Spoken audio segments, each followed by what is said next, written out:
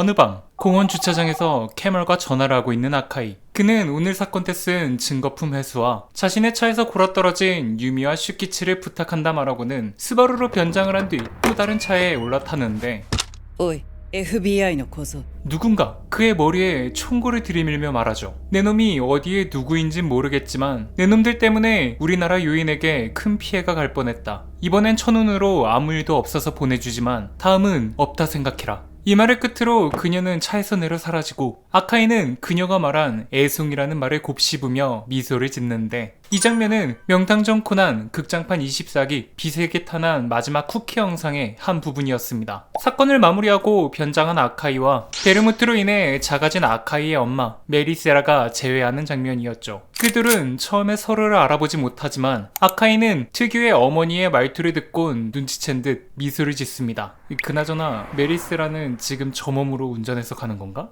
이렇게 비세계 탄환에서는 아카이의 가족이 총 출동하는 극장판이었죠. 그들의 가족을 좋지 않은 시선으로 보는 팬들이 많은 걸 알지만 아카이 일가가 코난 안에서 중요한 비중을 맡고 있다는 것도 사실이기에 미워하기보다는 주의 깊게 봐둬야 되지 않을까 생각이 듭니다. 하네다 코지의 죽음을 조사하러 가다 검은 조직에게 살해당한 아카이의 아버지 아카이 츠토무, 검은 조직 베르무트에게 키가를 당해 독약을 먹고 작아진 아카이의 어머니 메리세라, 작아진 어머니와 함께 조직의 정체를 파헤치는 여동생 세라 마스미, 유미를 좋아하며 장기 명인인 아카이가 세계 제1의 두뇌라 칭찬하는 친동생 하네다 슈키치. 그들의 가족은 아카이를 포함 검은 조직과 밀접한 관련이 있고 결말이 다가올수록 이들의 비중은 더욱 높아질 수밖에 없다는 생각이 드는데요. 이번 극장판이 그 맛보기 회차가 아니었나 생각이 들 정도로 비중이 높았죠. 특히 슈키치의 두뇌가 장기뿐 아니라 사건 해결에 있어서도 굉장한 능력을 보여줬기에 결말의 키포인트로 쓰이지 않을까.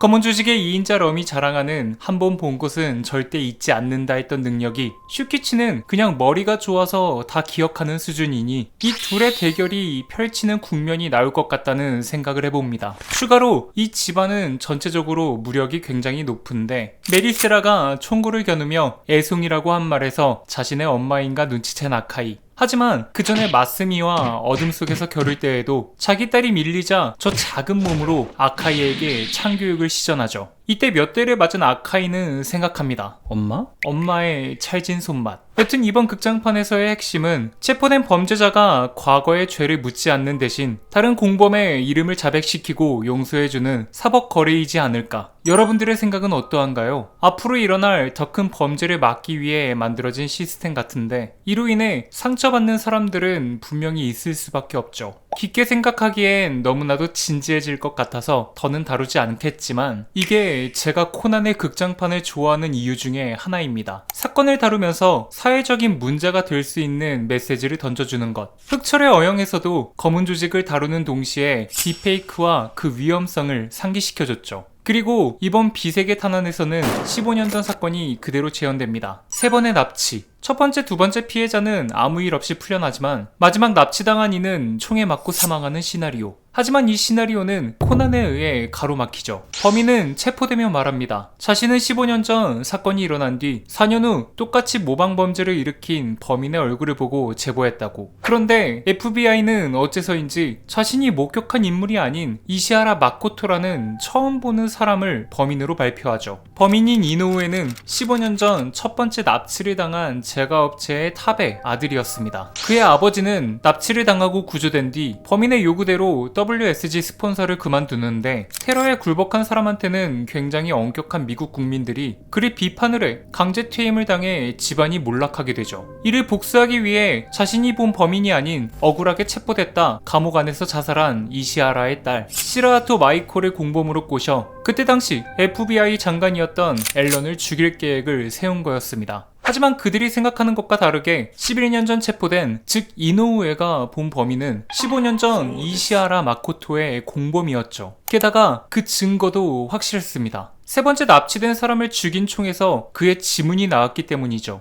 이 사건이 구체적으로 발표되지 않은 이유는 앞서 말했듯 공범을 말한 대가로 먼저 체포된 인물이 언급되면 안 되기 때문이었습니다. 즉 이 둘의 오해로부터 비롯된 사건이었던 거죠. 사건의 얘기는 여기까지 하고 이번 극장판에서 몇 가지의 재미 요소를 말씀드릴까 하는데요. 첫 번째, 코난을 향한 하이바라의 마음. 비색에 탄한 중간을 보면 퀸치에 의해 병원에서 가스 소동이 일어납니다. 이때 하이바라는 이 가스가 뭔지 단번에 알아차리고 코난에게 위험하니 서둘러 도망치라 말한 뒤 기절하죠. 여기서 우리는 자신의 목숨보다 코난을 지키려 하는 하이바라의 모습을 볼 수 있었습니다. 하이바라는 흑철의 어영에서도 물속에 빠진 코난을 구하기 위해 위험을 감수하고 뛰어들어 수중키스를 아니 인공호흡을 해주죠. 여튼 하이바라는 사건의 결과 보고를 란에게만 전하하는 코난의 모습에 질투하는 귀여운 모습도 보여줍니다. 두 번째, 하네다 슈키치. 이번 편에서는 우연히 나고야에 가게 된 아카이의 가족을 다양한 모습으로 볼 수 있었습니다. 그런데 사람의 인연이란 만나고자 할 때는 못 만나고 생각지도 못할 때 마주치게 되는 법이죠. 슈키치는 대전을 하기 위해 유미와 함께 나고야로 향합니다. 이때 자신의 동생 마스미도 나고야에 있는 걸 알게 되고 유미를 소개시켜주기 위해 자리를 마련하려 하죠. 개인적으로 궁금한 건 과연 슈키치는 자신의 엄마인 메리세라가 작아진 걸 알고 있을까 하는 점인데 이번 편만 봤을 때는 모르는 것 같다라고 결론을 지으려 했으나 어라? 아카이를 보고 놀라지를 않네?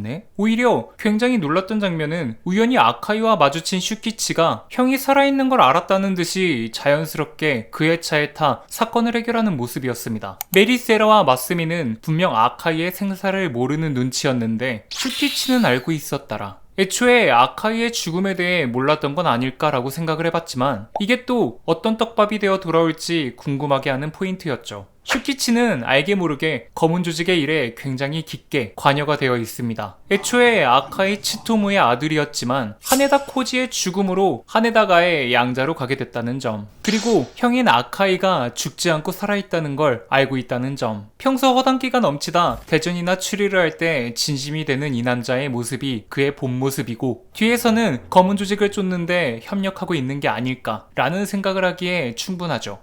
그리고 이 편에서 슈키치는 유미에게 프로포즈를 하고 수락을 받지만 다음날 유미는 술을 너무 많이 마셔 아무것도 기억이 나지 않는다 말합니다. 그렇게 슈키치의 절규와 함께 극장판 비색의 탄환은 마무리가 되죠. 코난에서의 고백이 이렇게나 어렵습니다. 마지막으로 15년 전 범인인 이시하라 마코토는 왜 납치 사건을 벌인 걸까요? 이건 생각보다 단순한 이유였는데 보스턴에서 스시집을 하던 이시하라가 WSG의 상업화로 인해 장사가 어려워질 것 같아 저지른 범행이었다 하죠. 실화냐? 이상 정리 끝!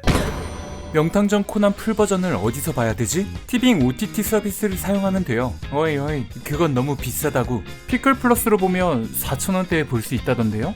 뭐? 자세한 내용은 고정 댓글에 남겨놓을게요. 명탐정 코난 실시간 라이브를 틀어달라는 분들이 꽤 많으신데요. 혹시나 제가 키지 못하더라도 제 채널로 들어가서 재생 목록 명탐정 코난 리뷰 모두 재생을 누르시면 실시간 라이브처럼 모든 에피소드를 순서대로 보실 수 있습니다. 많이들 봐주시고 좋아요도 꾹 눌러주시면 제게 정말 큰 힘이 됩니다. 이상 저는 쿄자리였고요. 영상이 재밌었다면 구독과 좋아요 눌러주시면 감사하겠습니다.